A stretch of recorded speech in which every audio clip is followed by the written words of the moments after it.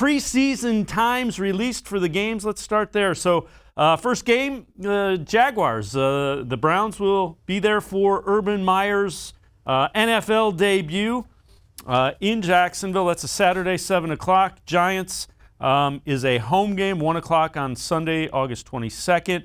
And then prime time, Sunday Night Football at Atlanta, 8 o'clock the 29th. So they slide into that last preseason national television window. Yeah, it feels like there's something kind of noteworthy about each of the games. The first one is Urban Meyer and probably Trevor Lawrence's debut with the Jaguars and in the NFL. So there's some juice to that.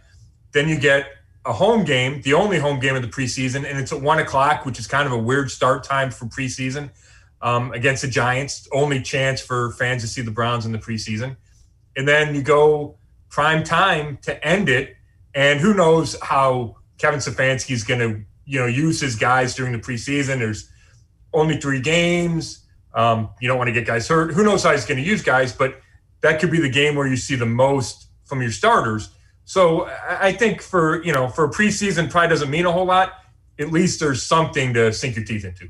The other thing is it's important to note 2 weeks between the last preseason game and the beginning of the regular season. That's a little different. You know what? This format probably is something that the players like. I know the 4 preseason games, a lot of them, nobody played in the 4th. The 3rd was kind of the dress rehearsal. So it seems to make some sense. It does. And I think, when there used to be 4, like you said, a lot of the guys wouldn't play, but the coaches still had to kind of prepare for that game. And it took up 3 or 4 days of practice time, leading into the game and then after the game, the downtime. So not having that 4th game this year, I think it really will allow Kevin Stefanski and coaches across the league to really ramp up for that opener. So just 2 full weeks between the game against Atlanta and then the opener in Kansas City. Cutdown day is the Tuesday after that final game. So there's a little bit of time there. I like the changes. I think the coaches will like the changes, and really nobody cared about that 4th game. The only issue is now you have 2 weeks where you're kind of really dying to get to that opener.